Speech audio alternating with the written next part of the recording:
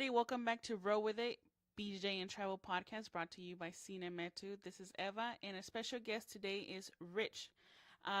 We met a while back, and we are both vegan, but we haven't had much time to talk about it. So I really wanted to get you today, and I really appreciate you coming on the show to share some knowledge, because I think you have been vegan for a lot longer than I have.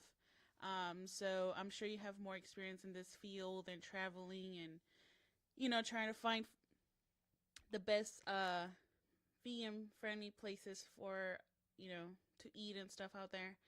So, but first of all, I want to get with your, I don't know if you want to give us a little background of you. You're like super unique. You are not only a kick ass on the mats, but you are also a real rock star.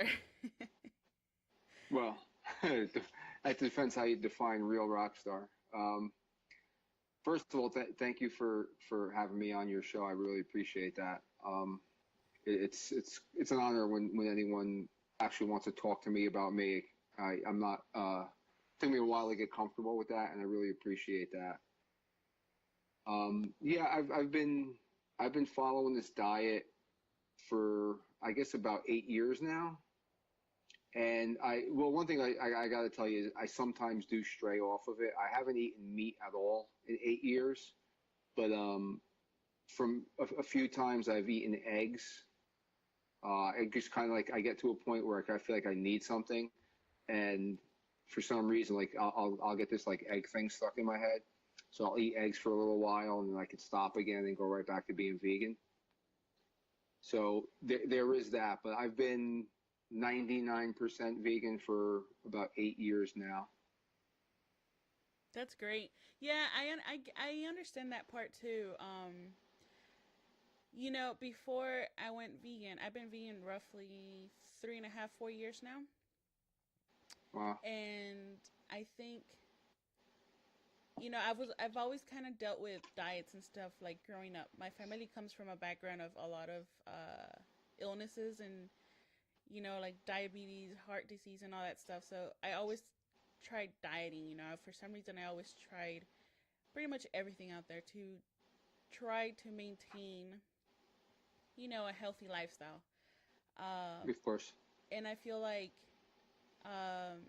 eggs was always on the healthy side for any kind of dieting. The protein, I don't even know all the, I can't even remember now all the, Well, there's vitamins and stuff. Yeah, absolutely. yeah, like all the positive things for it. So I feel even now, if I want to stray off my diet, it's always eggs as well. I always want to go back to eggs, and I think it's more of a mind battle for me now because of now that I know what eggs are really, what they really are Yeah. and what they stand for. I've heard, I've read reports that say, they are one egg is like equivalent to smoking 5 cigarettes, and my mom has struggled with cancer, and partly was because of her smoking. So to me, that's like the grossest thing in the world. And I was like, oh Yeah, I no, agree. I could never have them. I could never have them. But then it's like I still crave them. So if I eat one, Yeah. I automatically go into that guilt factor of, oh my god, Y- I'm smoking five y- cigarettes, and I would never do that in my life. Well, eggs. I think eggs are good for you, and um, when I do feel like I need to eat them, I'll go out and buy eggs, and like obviously you buy them like by the dozen or whatever, and so like I'll eat an egg a day for breakfast until they're gone, and then I'll stop eating them again. And the one thing that I've learned to do is to be able to do that without feeling guilt. Hmm. If I want something, same thing. Like if I'm someplace and I decide I want to eat a slice of pizza, I'm gonna eat a slice of pizza and I'm gonna do it guilt free. I mean, it's a decision I made for myself, and I follow it pretty strict for, like I said, the majority of the time. And to at one point, say, hey, listen, I feel like having this.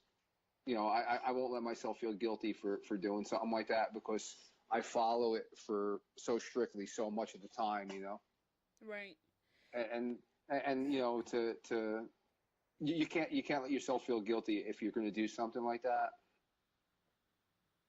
Yeah, I I feel like there's that guilt factor behind many things we do in general as a society. So Absolutely. I feel like that guilt, especially because, like I said, I've always done all kinds of diets just to keep a healthy lifestyle. So I've always dealt with that. If I was on a no carb diet and then suddenly I had, a piece of toast or something, I automatically felt like it was the biggest failure Hmm. ever. So that, Yeah, I don't let myself do that though. well, I want to get to your level. So, Yeah, that's just a matter of you just need to be okay with yourself and know that you can't be perfect 100% of the time.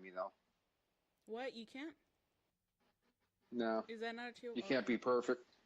oh God. No, I'm kidding. So, um, I want to ask you one of the most frequently asked questions to vegans from meat eaters. Where do you get your protein from? Everything, pretty much everything I eat. Yeah, I mean, people who like meat eaters, the minute that's always the first thing that comes out of their mouth. Well, where do you get protein from? But pretty much everything has protein in it, and all the vegetables and beans and brown rice and nuts, and I drink almond milk and lots of different things, and they all have they may not have the same they may not have as high of a protein, and it may not be as bioavailable, but if you eat enough of it, and I mean, I'm not lacking in protein. I'm still as strong pretty much as I was when I was eating meat, and especially at my age is when a lot of guys my age lose a lot of muscle and stuff, and I still have as much muscle now for the most part as I did when I was a lot younger, and I haven't lost muscle. I lost initially when I started doing this. I lost about, I don't know, maybe 20 or so pounds, and I got to a point where my body just kind of like leveled off and found its weight. But most of it was most of what I lost was I would say more fat than muscle. And as long as I keep working out, I'm still strong, and I'm definitely not lacking protein. And I do get my blood checked every year, and I do get my levels checked on all my vitamins and everything to make sure that I don't fall. You know. Yeah, I want to put this disclaimer out there for all the females listening. If you are considering going vegan or just transitioned, I want to make sure you understand that the 20 pounds he lost are not just because he went vegan, but also because he's a man, and men are assholes and tend to lose weight and fat faster. Yeah, yeah, we got that. Plus the amount of activity I do is pretty high too. So all those factors coming in, yeah, But I, yeah, I know I drop weight easy when I want to drop weight. I mean you've known me for about 2 or 3 years now, and you see how I am. And I don't carry a lot of extra fat around. But when I do, like, say, okay, I want to drop weight, I'm able to drop weight really quick when I want to.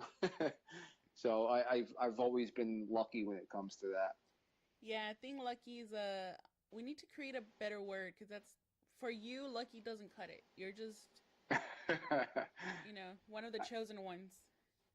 Yeah, well, I don't know about that, but Hello, you are a rock star. Didn't we say this at the beginning? yeah, somewhat, yeah. But I mean, I do think a lot of people consider diets because of just the weight loss aspect of it. But for me, I got tired of trying to try a diet for the weight aspect of it. Um, Yeah. so I had just gotten to the point where I was just gonna eat whatever made me feel the best at some point, and that was I was obsessed with salmon, to be honest. Just I love I used to salmon. eat a lot of salmon. So I think I went completely pescatarian for 1 year, and I only had salmon, and I didn't even know that was a thing. I was just always eating fish, and Yeah. specifically salmon. So I had somebody tell me like, "Hey, are you pescatarian or something?" I'm like, what is that? Just by the word, I figured, but I was like, "Well, what is that?" And they're like, "You only eat fish," and I'm like, um, I hadn't realized it, but yeah, I guess so. It's been almost 8 months, and I've only had fish, so I kind of kept with that because I was like, "Oh yeah, I hadn't realized it." Then I had one major trip, and not on shrooms, but just I went to Spain, and Well, that's okay too. and the group of people I was with were vegan, and I told them like I've never really thought about it. I haven't done much research on it, but I have only eaten fish. And they're like, well, you're probably at the perfect time to make your transition if you want it to, because you don't have a lot of things that you need to stop eating, like cold Yeah, turkey. So yeah. that was one of the that was a time that I said, you know what, I'm gonna do it. I was out there with them for about a week, I think, and that whole week we pretty much did nothing but vegan meals the whole week, and Yeah. I instantly saw all these major changes in my body, such as my joints weren't hurting, because we were walking everywhere. We were on vacation, so we were walking everywhere, doing all kinds of activities, and I didn't notice that certain joints weren't hurting, and with jujitsu, it's hard to have your joints not hurt sometimes. Yeah, I haven't had a day where I haven't had some kind of pain in a long time. It's always something. Yep, exactly. So, how was your transition into it? Because I think for me specifically, for right after that trip, it was I was with three vegans, so it was easy. They were cooking all the time. I didn't have to worry about it. But as soon as I returned home and they were gone, and I had no knowledge, I I'm not gonna lie. I think I ate about 100 pounds of fries for the first like 2 months. Yeah, yeah. It's easy to fall into that. Well, to give you a little background on why I started this, first of all, background on myself. I was adopted right from birth, so my entire life I had never known anything as far as biological about myself. Like, so I couldn't say, like you said to me, certain things run in your family. I never knew anything about that. So based on that, I've always tried to live pretty much a healthy lifestyle, except for like when I was younger, I went through like a little period where I was drinking and doing things. But other than that, like maybe like 2 year period, I've always tried to live like a very healthy lifestyle. So I've always, I've been exercising and working out since I was pretty young, and I've always tried to, for the most part, eat pretty well. So one of the things I would do when I was still eating meat was usually like twice a year. I would go on to I call it a cleanse, although I really hate to use that word. And basically, what I did was I would switch my diet to where I was eating for about I would do it for about 10 days to 2 weeks, and I would eat what was a vegan diet, where I was just eating say brown rice, cut out just drinking water, eating brown rice, and just like vegetables.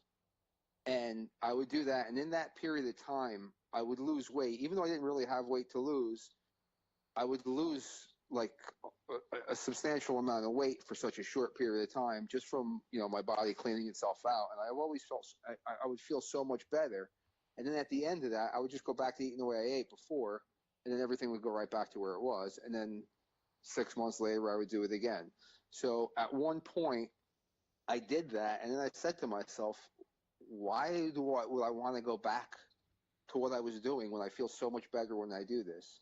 Mhm. So I just never went back to it. And at that point, I started doing research because I was, like I said, I was eating, predominantly brown rice and vegetables.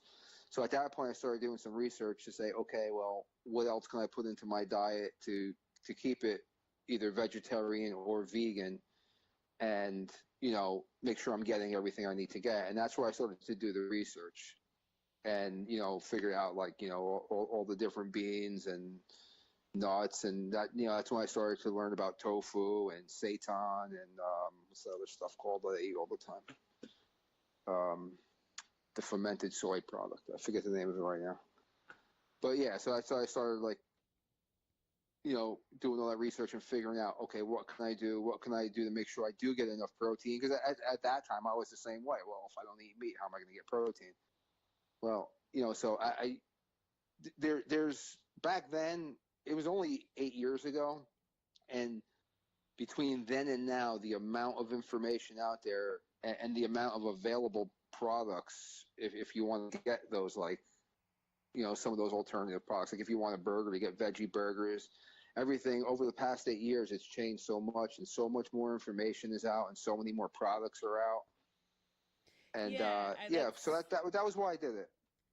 okay. I understand.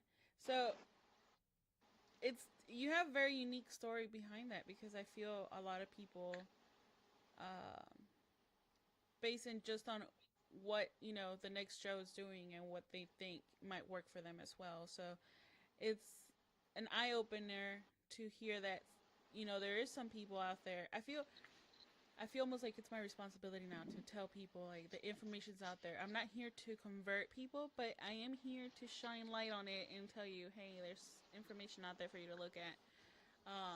But it's um I guess relieving to hear that people like yourself just kind of went and did the research on their own without having to be told. Um, Yeah, because I feel that makes it a little bit more credible than just somebody else telling you, hey, here's the research or here's the evidence, do it, and then yeah, 10 people did it, but they never did their own research. yeah. Um, It's funny. It's funny because, like, as a personal trainer, I also help people with. I don't give people diets because I'm not a dietitian. However, I do have some certifications in nutrition. So I help out, and I won't say here, eat this, but when I do that for people, I include meat in it because I'm not going to tell. I That's the one thing everyone fears. Oh, you're going to tell me I can't eat meat? No, eat meat. If that's what you do it, but just do it in a responsible way. right. And I feel it. I also have my training certs and all that, but well, not all that, but just training certs. And I tend to also stray away from diets. I had a young student who I started to weight train as well, and he really wanted to put on mass, and I was like, I don't know. First of all, you're like 17, dude. So Yeah, calm calm down. You're in the process of building your muscle. Um, Second, I have no idea what it takes to make a 17-year-old gain muscle mass. Um, I tried my well, best. I did some extensive research on it, and I asked the ones that are on the field, and got some information for him, and we tried some things out, and I did actually get him to gain some muscle mass. But with that being said, again, disclaimer: I am not a professional in the field. I just really worked hard on yeah, this one student and found him the information because he was so dedicated to it. I felt like I had to help him out. He was, especially because they're young, and I mean that's a completely different story. But he was at yeah, that yeah, age where he's gonna get his information and his stuff from somewhere, and I would have hated for him yeah, to be a statistic in the bad direction. But yeah. Of course. but I do, however, now I'm starting to feel a little bit like I kind of have to fight back on some people because, you know, typically I'll post on my social media if there was a really good meal I made and I feel somebody might enjoy it, I'll post about it. Um, or anything in that area, I'll post something about it, and I always get one or two smartasses that will say, you know, um, call me when you're dying because you're protein deficient, or you know, Yeah. call me whenever you're ready to have a big steak like you're supposed. Because I'm from Texas, so it's like I'm supposed to have it. Yeah. And I did. I used to take so much pride. I mean, I still do take so much pride in my cooking skills, especially steak. Um, because I am from Texas, but those comments they're starting to get really old, really fast now. It does. It gets old really fast. I still have people who will like post stuff on my Facebook page, you know, uh, just all the jokes about, the veganism jokes and all that stuff. And that's why if you look at my Facebook page, there's only like three things on it because I don't let anything stay there for more than like a couple of weeks. And I Mm-hmm. just completely clear out the page again. And, I still get that. And I understand that people are just trying to be funny. But, you know, it's funny because people like it used to annoy me, right? And I had a lot of friends who would post, like their little jokes on my page, and then I would comment on it with like a video from a slaughterhouse or like a chicken farm or something, and say, yeah, it's hysterical, and then they get mad at me, and it's like, well, dude, that's I don't give you shit for eating meat. Why do you got to give me shit for not eating it? Right. You know. So it's I used to let it bother me, but now I just haha, it's funny. And then 2 days later, I just delete it.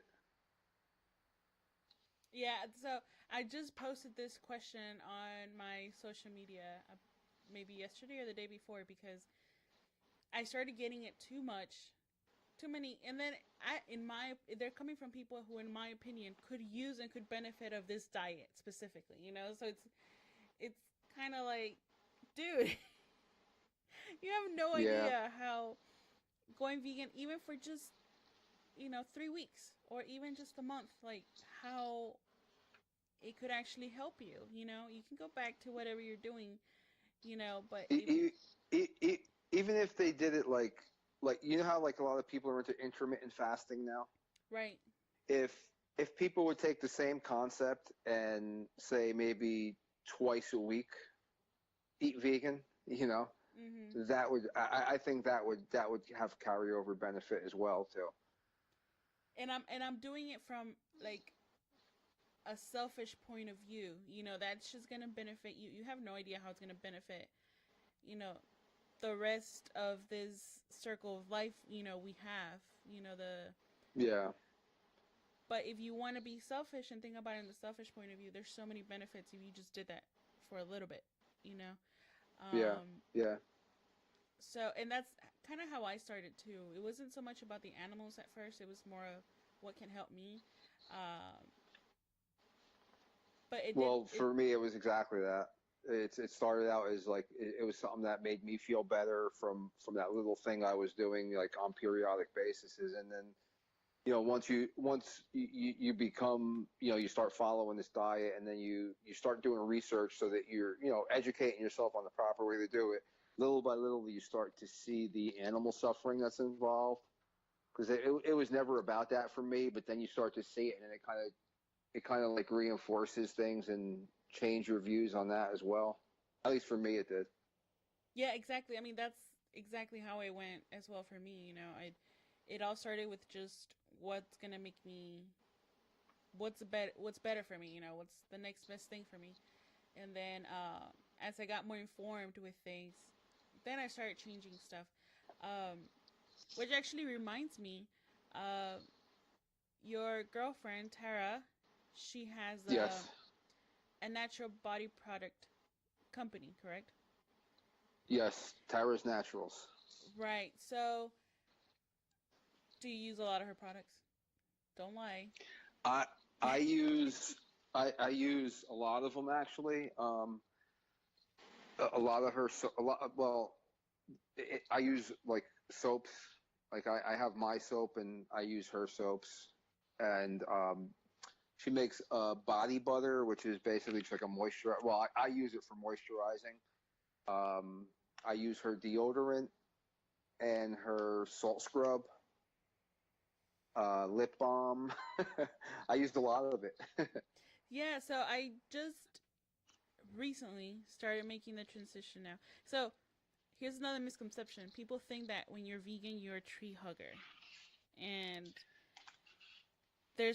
I feel like there's a big difference, in my opinion, there's a big difference between being on a vegan diet and then living the vegan lifestyle, which Huge maybe, difference. right. So maybe you can shine more light on that, but I do think it goes from whether or not you only eat vegan food and then you also only use vegan products. Okay, well, first of all, the word vegan in general, I don't really love. Um, I like to say I eat a plant-based diet Mhm. rather than vegan because when I think vegan, I think of the whole lifestyle. Okay, first of all, vegetarianism in general, I don't think there should be levels to it, which there is.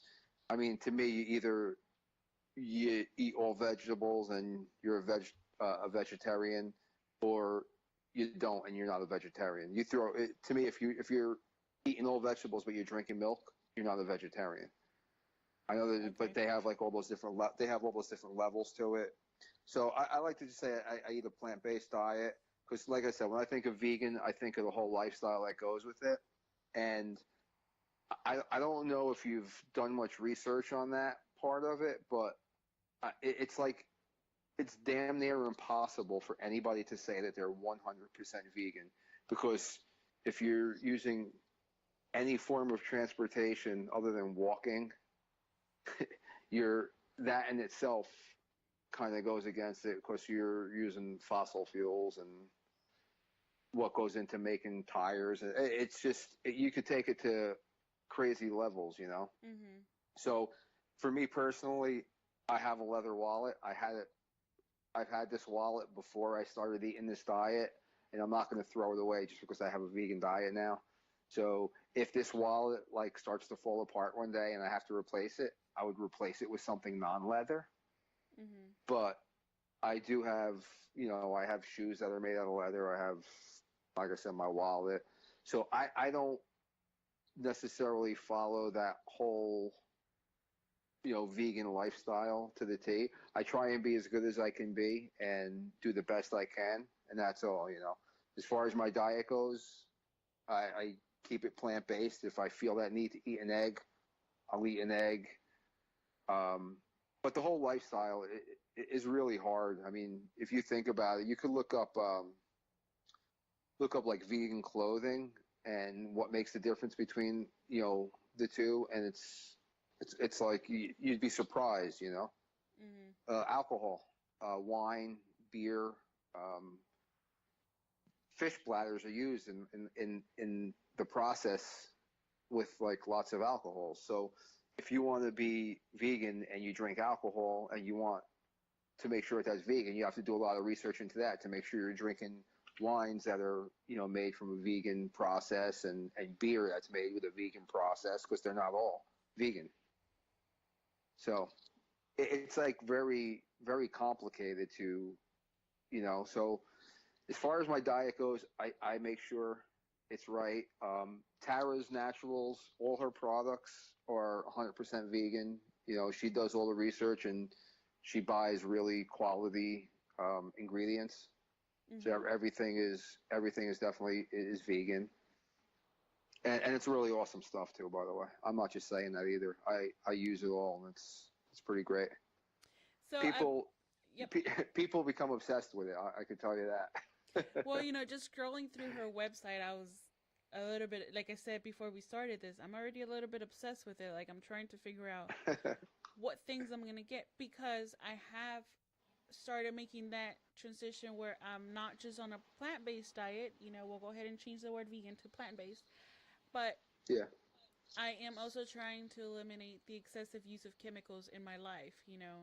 I think that's a big next step for me. And I recall, That's a big one. Yep. I recall clearly, at the beginning of the year, I was in well, not this year, last year. Um, I was in Australia and I borrowed a car from a friend. And first thing she does is she's like, my car is not vegan. Like, please don't kill me for it because she's also vegan. And we met at a camp, and we really connected based on the fact that we were both on this journey together. And she that's the first thing she said. She's like, my car is not vegan. Please don't kill me about it. And I was like, girl, I drive a Jeep back home. Like, believe me, my carbon footprint is on overload right now with that Jeep. So Yeah. trust me, your little compact, you know, vehicle is not an issue for me. First of all, I mean, second of all, there was no rental car, so I had no option, right? Yeah. Yeah. There you uh, go. but now I've done the transition with deodorants and lotions and some other stuff, perfumes or whatnot. Yeah. And it's The deodorant was one of the biggest ones for me, where I've noticed, I guess the biggest change. Like her deodorants are, I use it. It's the way she makes it. It's like you have to like put it on your finger and you rub it onto your arms. okay. And I noticed that I I've obviously always used deodorant, and usually when you put deodorant on, a lot of times it burns because there's alcohol in it. Mhm. So you're not gonna get that with the deodorant that Tara makes. And I find that even if I'm working out heavy, like in the past, you put deodorant on, you go work out heavy, and sometimes you kind of smell yourself if you're like really working hard and sweating. Mhm. And with this, that never happens to me. And there's times when I won't put this on, like I'll run out of the house without putting deodorant on or whatever, and go work out and everything, and I still don't have that problem. So it's kind of like I don't know. It's just like I don't need to use it every single day, and if I don't, like if I forget to put it on or if I run out real quick, I'm not like by 2 hours later saying, "Oof, I forgot to put deodorant on." Yeah. So So that's something I've been experimenting right now. I've been using this one deodorant for a hot minute now. Um, it's it's weird. I don't know. When I first used it in Hawaii, where it was super humid. I mean, extremely humid, and you're sweating all the time. It wasn't an issue. Um, I came to Korea. It is super cold.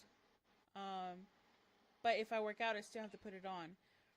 Now, I did just have a trip to Thailand where, again, it was super hot and humid, and I did have to apply it maybe 2 or 3 times during the day because if I didn't, I would start to smell.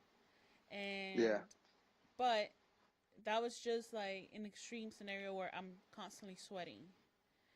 of Um, course. Yeah. so, but I am trying to find another product that's either better than this one or one that can actually work for some. Like, my wife can't use this one at all. She'd probably have to put it on every Yeah. 5 minutes for some reason. So, I mean, I don't know. But that's the thing I'm looking too for. And like, I'm looking for something that's maybe a little bit better, maybe higher quality in products. Because I believe this one has gone into mass production, and I think that's when things start to Change. change. Right? They start to deviate from their original plan because they do have to make mass productions. Yeah. So I don't know. I'm really gonna reach out to Tara because I think just by what you're saying, she has better control of her quality, and maybe that will be Well, a better product. well, right now, like I said, I use a lot of her products, and it's a small business. Everything is done basically right here in my apartment, Mhm. and Tara does everything herself, including my soap most of the time. I need to do it more, but a lot of times she even does that for me. But so I swear by her products, and I know all the people that use her products become obsessed with it, and she's doing so good basically because of repeat business and word of mouth. Mhm. and to build a side business, that's that steady, she's got to be doing something right. Right, correct. Well, I mean, and she has complete quality control right now, because she is. Yep, 100%. So, very interesting. I'm very excited to try it. I'm going to be reaching out soon.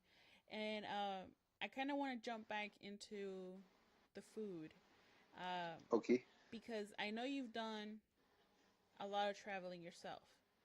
And I keep going back to Thailand because uh, it was one of the first trips that I've had where I felt it wasn't so much the language barrier, but more of just culture, where I was having a real hard time finding my next meal. So I pretty much ate pad Yeah. thai for 17 days straight. Wow. Uh, Needless to say, when we're at the airport, we said we're gonna have one last pad thai, and that is the last one we'll have for a good year or two because we're over it. Yeah. Um, I mean, and this question is not much different than somebody who eats meat because it's not like you can expect them to go eating burgers for the entire trip. Although there's some people that will. It's not. I don't think it's as difficult to find plant-based products out there as people might think. But like I said, Thailand, I Yeah. still found it pretty hard. I had to, many times we had to either take what they gave us, which most of the time had eggs in it as well, or, Yeah. as soon as you said only vegetables, they would bring you this itty bitty portion of pretty much, 3 carrots, 2 broccolis, and it was like, what? I'm not a rabbit, people. I know people think we're Yeah. rabbits, but we're not. Yeah. Yeah. So, It's how do you go about when you're traveling, making sure you have a well balanced meal all the time, or, try to have a well balanced meal? Do you do research before you go to those new places? I don't. When I go someplace, I just figure I'm going to be able to figure it out when I get there. Tara likes to do research. She think I when we first met. Actually, I think we met in Germany, and Germany was easy.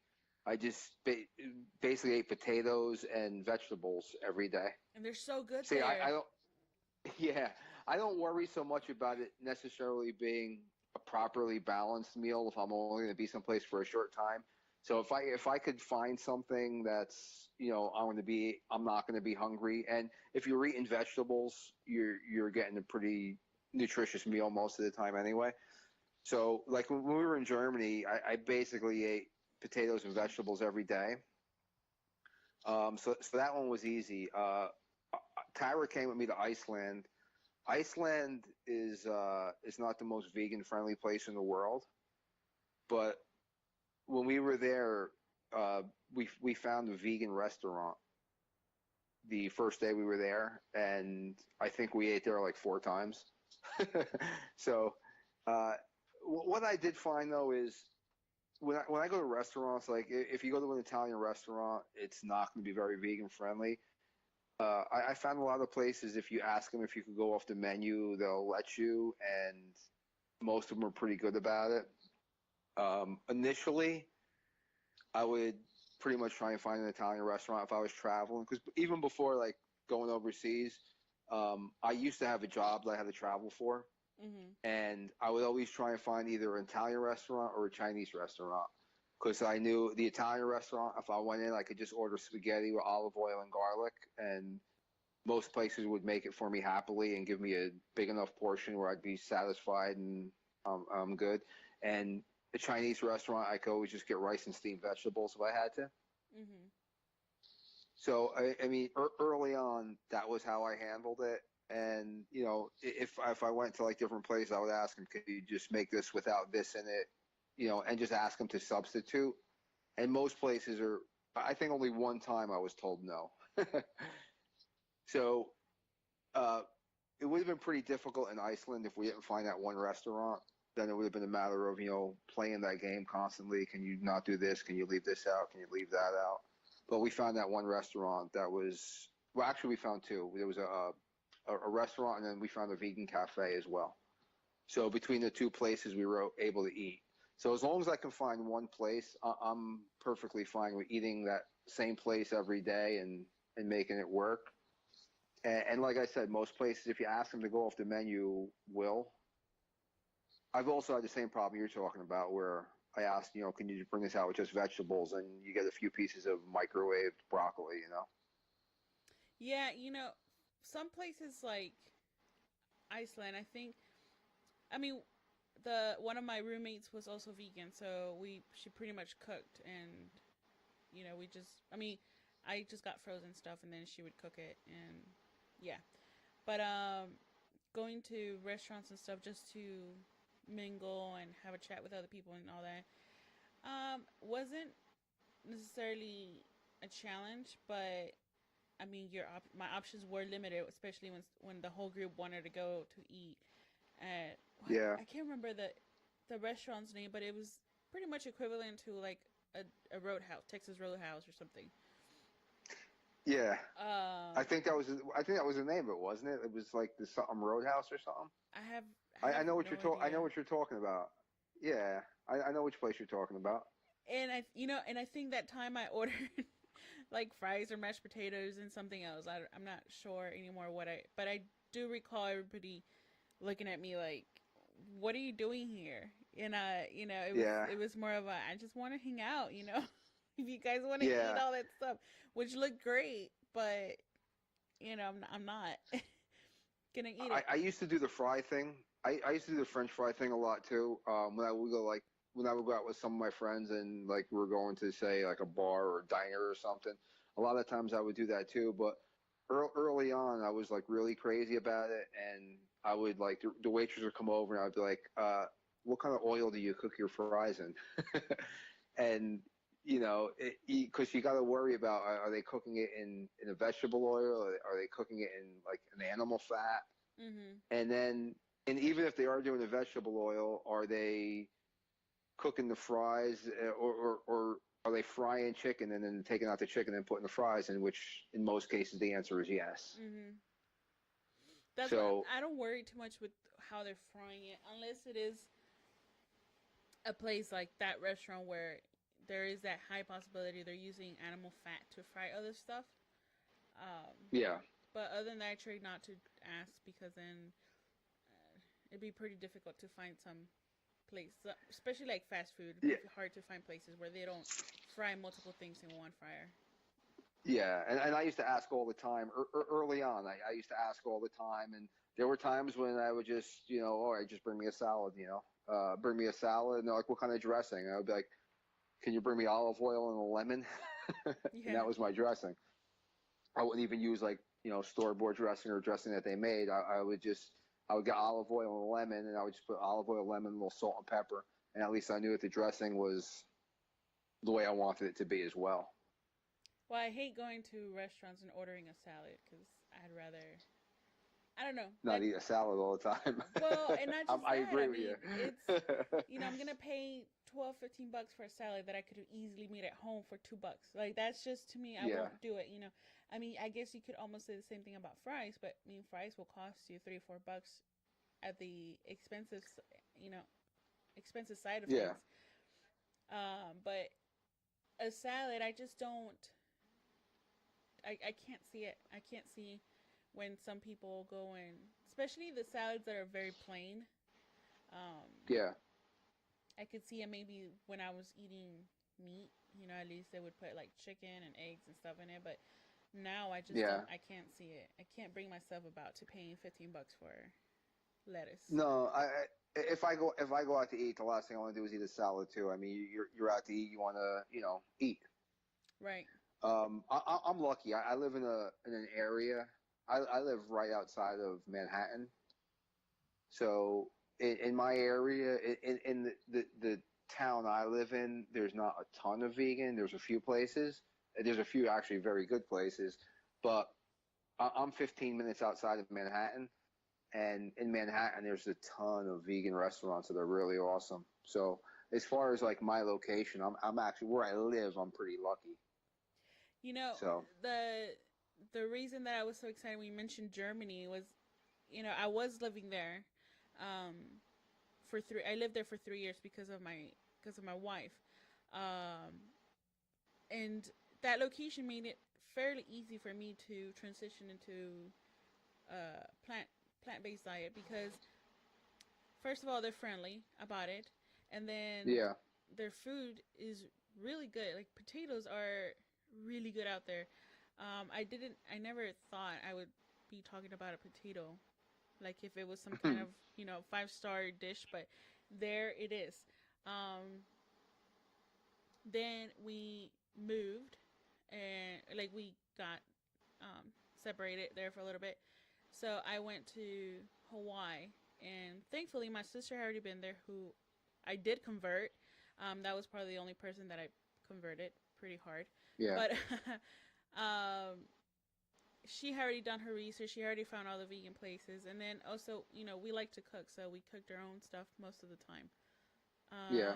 Then I came back to Korea to meet up with my wife, and it's been really hard out here because they love pork, and pork is the one thing I gave up from the very beginning. Even before I was pescatarian, I had already given up pork. So Yeah. they eat a lot of pork here in Korea, and I haven't found it to be necessarily the friendliest place to be on a plant based diet.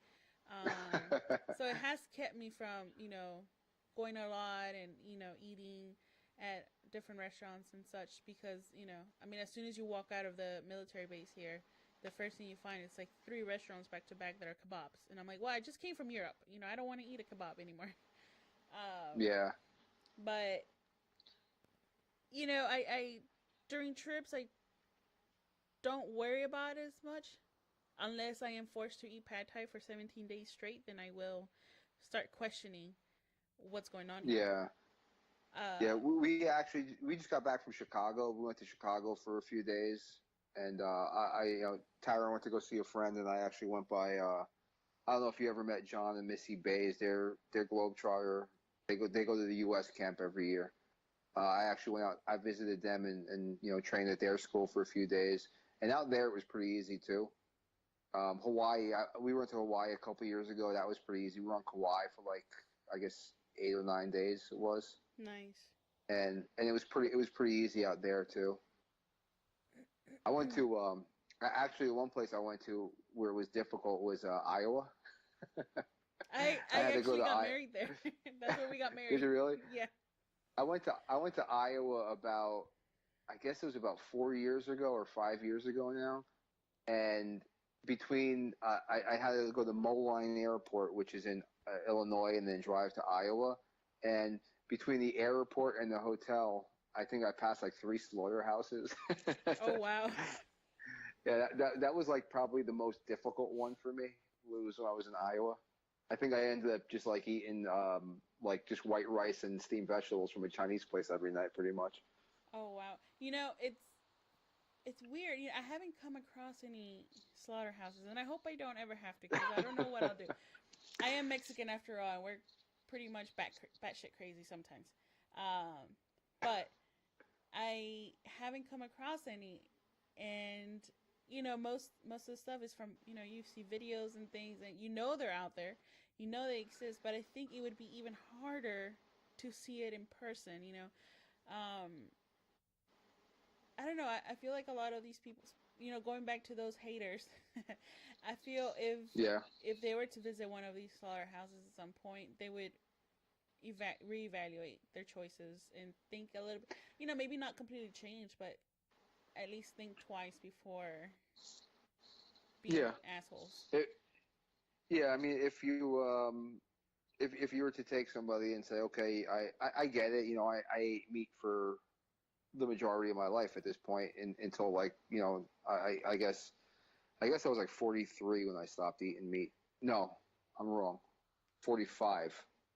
So for 45 years I ate meat. Now, if you take these people and say, hey, listen, okay, you want to eat meat? I get it. Here's a bull. Kill it and eat it. I think if they had to actually perform that task, a lot less people would be eating meat if they had to actually kill their own dinner. And I know that sounds like a little bit of a harsh thing to say, but I think people would kind of change the way they look at things a little bit. Yeah, exactly. At least have more respect for the ones that are not doing it, you know. And I feel like Yeah, it's more of a respect thing for me. Like, just respect my decision. I'm not trying to convert you or trying to, push my ideas on you. Um, yeah, Although, so when I made this social media post I had mentioned earlier, I did post it with the slaughterhouse video because I wanted to make sure my point came across as yeah. rough and in your face as possible. But anyway, let me get off that can get real dark real quick. That subject can get real dark. Yeah, But absolutely. Yeah, I agree. let's let me ask you about snacks. Uh, Do you snack throughout the day? I always, my sister's one of those people that snacks throughout the day, and she's in the medical field, but she always has a little Ziploc bag with some kind of like almonds or cashew, some kind of nut in her uh, uniform, in a little Ziploc bag, yeah, because she snacks all the time. Me, on the other hand, I don't. But when I travel, I do now travel with snacks just in case, I am forced to eat, again, pad thai for 17 days. At least I have a granola bar or yeah. something to change it up. But yeah, do you travel with snacks? Do you carry Um, them? Sometimes. Um, it's usually if I am gonna, it's just gonna be like I'll grab, like you said, almonds. That's the easiest thing. So if I'm gonna bring something, if I'm gonna travel and I'm gonna bring something with me, usually it's nuts. I like walnuts are really good, and almonds, and cashews, and I eat a lot of seeds too. Sunflower seeds, pumpkin seeds. Um, Oreo cookies are a good one. I love those. not the not the healthiest thing, Well, but I love those, especially when I found out that they were considered vegan. I was like, oh, yeah, I just accidentally found vegan. it. Uh, the reason I try and stay away from them is because I try and avoid sugar as much as possible as well. But Oreos are pretty awesome, and they fit within our parameters. But typically, the easy thing is nuts, and I don't really like bars, like any kind of like protein bars, or granola bars, or I mean, there's very few of them that I've ever really liked. Hmm. So I typically won't bring bars, but a bag of almonds,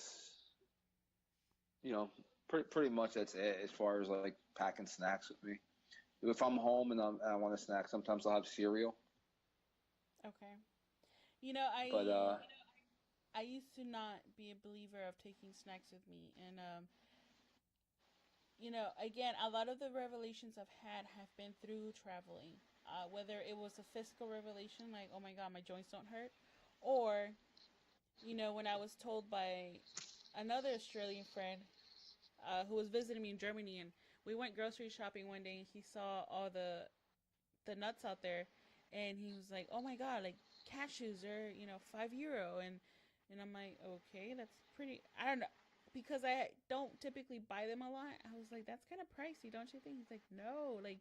He's like, in Australia, you end up paying like 15, almost $20 for this amount. Like, it was not, wow, it wasn't even half a pound of them. It was literally like a little small bag of chips kind of thing.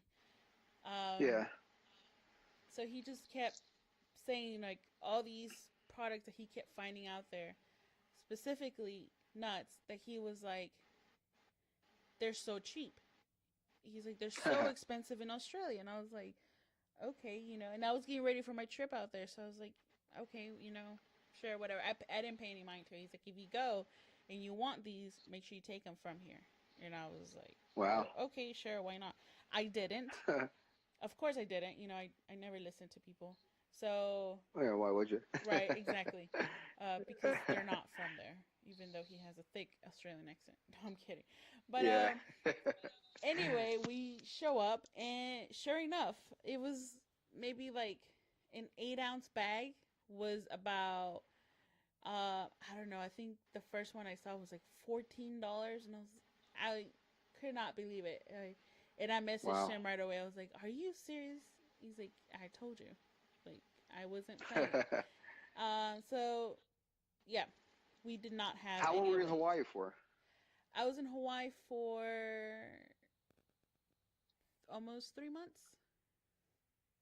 That that's probably one of the most expensive places I've ever seen. Iceland was pretty expensive too, but Hawaii was pretty over the top with the prices as well. Well, I had to give up avocados. I and I love avocados. Like I have freaking socks of avocados.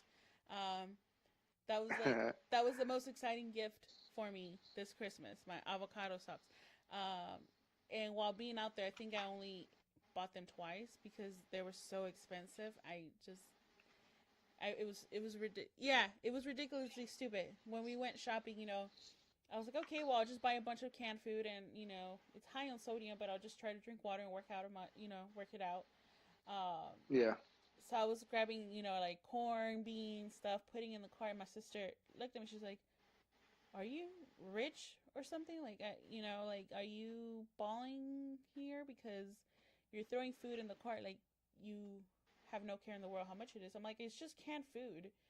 And she's like, "Look at how much that can of corn is," and it was like $4. And I could not Yeah. believe it. I could not believe it. My stomach dropped because I was like, in Texas, that can of corn can cost you maybe 30 cents, 40 cents, Yeah. maybe.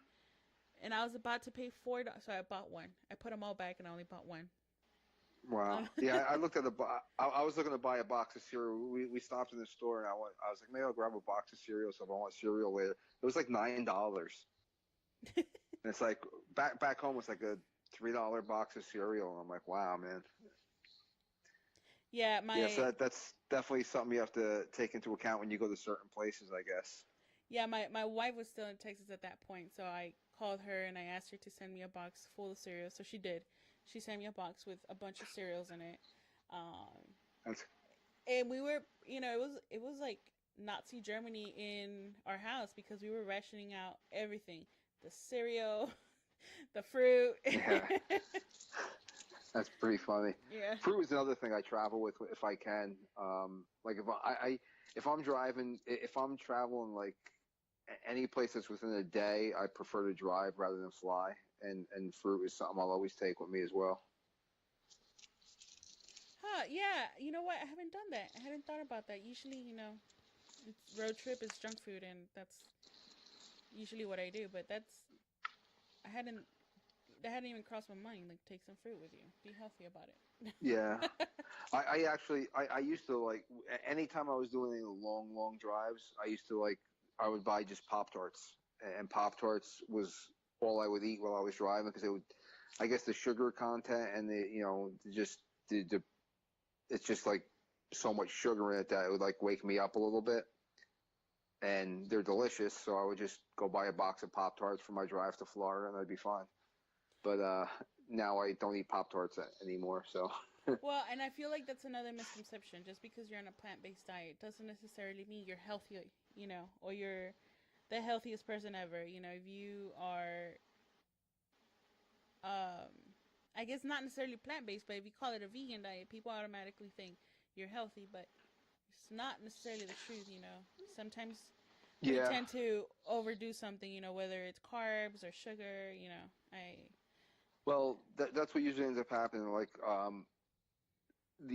a lot of the things that you can eat that aren't that fit into the vegan category are high in. You're gonna eat a lot of shit that's high in sugar, and you'll have people who'll fall into the like you said earlier, French fries. And so I mean you could eat French fries, you could eat uh, Oreo cookies and potato chips, and you're a vegan, but you're not going to be healthy at all. So right. there's a lot of unhealthy vegan food out there you can be eating. So a couple questions for you. Uh, Sure. have you met anybody that's died from being protein deficient? Well, it's such a high, widespread thing in the vegan community that everyone's lacking protein. They're dropping like flies. You know. Oh God, I have talked to a couple of people who said that they got what the hell is that thing called? It's like a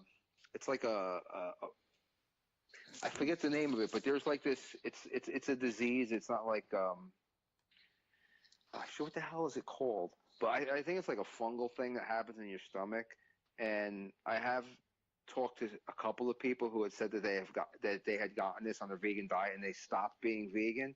So I started to do research on it, and basically it comes down to if you eat mushrooms, like if you eat way too many mushrooms, this is something that you can get.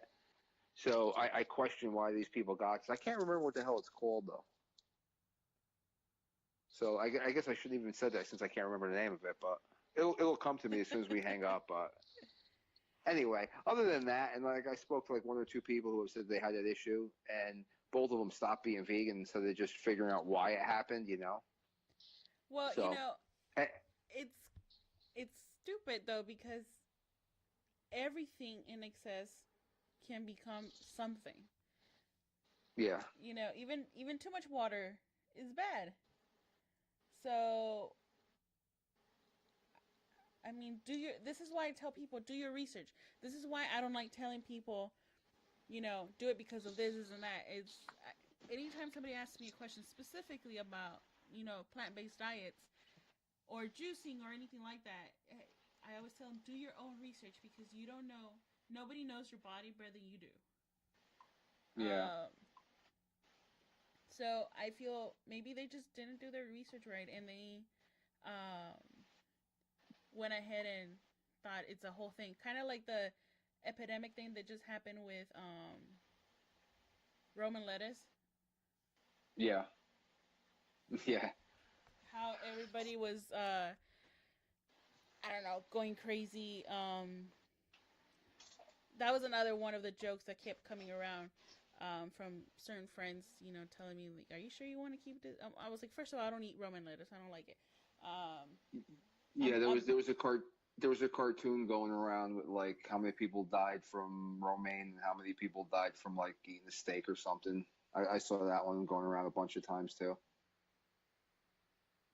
So, yeah, it was something that's you have to do your research and realize that no, lettuce doesn't have or grow. Was it E. coli? No, it's called Candida. Okay, Yeah, I actually just jumped on my computer real quick because it was bugging me. And basically, it's a fungal thing that is also it's a yeast fungal thing. okay, that's funny. I was googling it too, but that's not what it came up with mine. But I might have not typed the proper keywords in it. Um, so any tips for anybody that's trying to live a healthier lifestyle and is considering going vegan? Well, the best thing I can say is, but before you even start, do research. Figure out is there anything that you can live without anything. And I say like I say figure out what you can't live without and what you can live without. Obviously, that's kind of metaphorically speaking because you can live. It's just a matter of are you willing to give things up. So basically, what I tell people is, do research. If you want to be healthy, that's really easy. I mean, the first thing I would tell you is just give up sugar. Okay. If you don't want to go into a vegan diet, but you just want to be healthier, get rid of sugar. I tell people all the time to try and I don't drink alcohol at all, and I don't preach to anybody about it, but I tell people, that's one of the biggest things because it's all sugar basically. Um, so if you don't want to go into a vegan diet but you want to get healthier, give up sugar. That's to me that's number one. And if you do want to try and go into a plant-based diet, whether it's, full out vegan or, just give up red meat, do try it. Do some research. What do you need to eat to be healthy? Okay. Vegetables, eat different color vegetables. Eat berries, eat different color berries. Um, you know, throw brown rice into there, eat beans, eat nuts. Um, Try one day a week and go without meat and see how it works for you, you know, then try and grow off of that. I mean, for me personally, when I first started, I didn't go full vegan right from the start. What did I do? I still ate, I ate eggs and fish for like the first 3 months before I then got rid of them and then went full plant based. Mhm. So I basically I kind of eased myself into it. I gave up chicken, beef, pork, immediately, and I ate fish once a week for like 3 months before I cut that out, and And then I completely killed that too. I like to add that maybe thinking as to why you're wanting to switch, because I feel like anything in life that you are trying to accomplish, you always have to keep a why in mind. And if your why is maybe, like, for example, myself, I had too much joint issues, I had too much joint inflammation, and therefore it was affecting my entire life. If I went out on vacation and I tried doing tours, there was restrictions I couldn't do, and I hated it, having to stay behind the group because I couldn't go, or during training I couldn't keep pushing harder because my joints would hurt and such. So Yeah, that was my first motivation to switching to this diet, because I saw the great benefit as soon as I started. Like I said, within that week, it was, I could feel my joints not hurting as much. I was doing a lot yeah, better with the day to day going and all that. I wasn't waking up and having, the hardest time ever, with my back and such. So yeah, I think keeping your why, and that's what really guided me. I started to realize what are the things that will help me combat this first, and that's how I kind of yeah, started basing my diet. Even now, I base my diet on what things help reduce joint inflammation, what things help, with fat burning, energy and things. yeah. The whole inflammation thing, that's huge too, and that's cutting out sugar will make a huge difference in inflammation. Also with inflammation, if you're following a vegan diet and you still feel like you're having like some of those joint issues because you have inflammation in your body, there's some vegetables that are going to promote that, like peppers, Mhm. peppers, eggplant, tomatoes. They kind of like promote inflammation as well. They're called nightshades, the category that they fall into, Mhm. and nightshades generally promote inflammation. So if you do follow a plant-based diet and you still feel like, what, I feel better, but I'm still not there, then cutting out all those nightshades, the peppers, the tomatoes, eggplant, that would be the next step to eliminate inflammation in your body. Sugar is number one though, and then nightshades, and then at that point, then I think you'd start feeling better. Now you start adding turmeric into more of your meals. I use turmeric a lot, Yeah, that's and something I add all the black time. pepper. Yeah, turmeric and black pepper, because it kind of goes hand in hand. The black pepper helps you get the full effect from the turmeric. Nice. So Okay. that's like the next step in reducing inflammation, which would benefit, in my opinion, 100% of the population. Well, that's, I really appreciate that, because that tip, because I haven't, although I have experienced a tremendous change, uh, I guess because the pain is not as bad as it used to be, I don't notice it anymore. But I'm gonna start Yeah, paying attention to it because I do consume a lot of peppers. I with everything, pretty much breakfast, lunch, and dinner. I love it. yeah. It's something I haven't gotten tired of yet. So, but No, maybe I love peppers, but and I go through phase like, well, I'll eat it and I'll limit it to like once a week or once every 10 days or whatever. But right now, I have it completely cut out of my diet, and eggplant as well. I mean, I grew up Italian with an Italian family, and eggplant has been something I've been eating my entire life, and I stopped eating that now as well. yeah, Same my with tomatoes, tomato sauce, and right. Yeah, I mean, some of the things you're mentioning are, you know, in my fridge as we speak, or they're part of my very next meal, and were just part of my breakfast. So, but yeah, I do incorporate roots a lot with everything. Whether it's with my juices or protein or even meals, roots I use a lot. And turmeric with everything too. So, I guess that's yeah, where That's why maybe it's kind of like fighting back the excess absolutely, amount of peppers that I do use. But definitely the sugar is something my wife and I actually just talked about it last night. So, we noticed that right around the holidays we started eating a lot of sweets, a lot of sugar. Um, and I told her, I was like, I challenge you for us to go 90 days without any sugar. And yeah, I guess she took it to heart because this morning she made me coffee, which I just started drinking again. I hate that I do, but I yeah, just started drinking it. Um, and she served me black coffee, which is how I used to drink it. yeah. So I look at him. Why are you giving me black coffee? And she goes, "Well, you said no sugar, so there goes the cream and the sugar." And I was like, Of course, yeah. "Oh crap! Okay, all right. So we're doing this. You're serious, right?" She goes, "Yep." And I was like, "Okay, let's go for it." Yeah, I haven't put sugar in coffee in a few years now. It's been years now since I've actually added sugar to coffee, but I use almond milk creamer, which has sugar in it. So I actually stopped using that and I went back to drinking black coffee too. I'm a little bit over the almond milk or almond anything.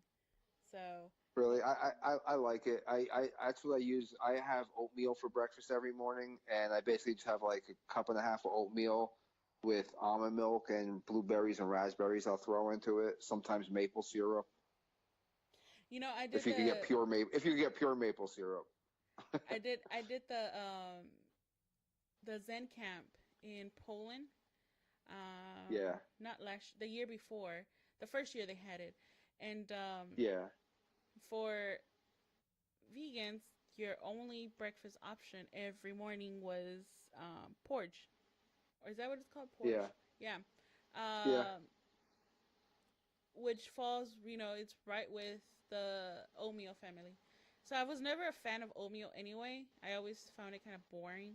But my Yeah, wife had a way of making it fun, like adding peanut butter or some stuff like yeah, that. yeah. But after that camp, I have not been able to touch it anymore. I just, again, when there's something Eh, gets overkilled for me, it's super hard for me to go back to it, it's understandable.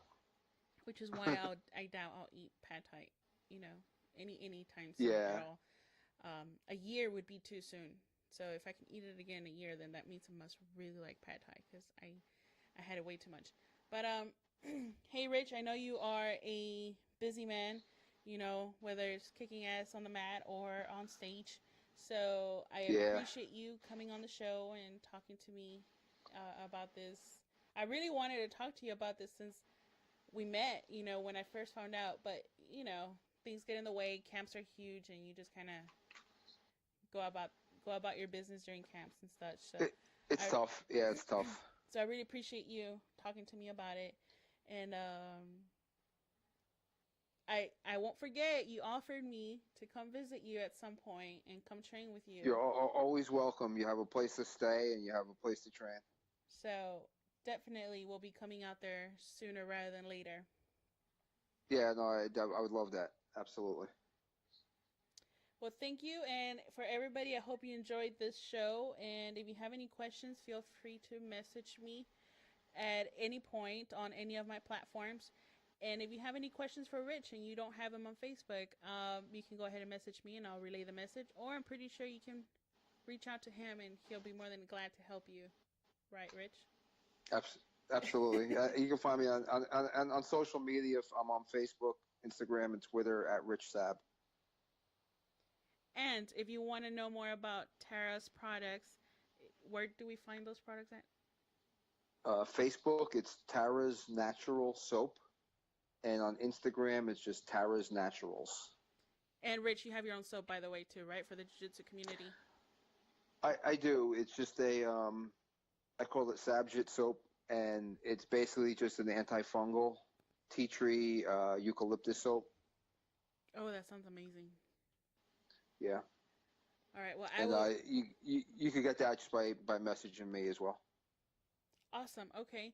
So I will get on it. I suggest you guys get on it. I will put all this information in the links whenever, the episode gets released. And I hope you enjoyed it. Till next time. Thanks a lot for having me, Eva.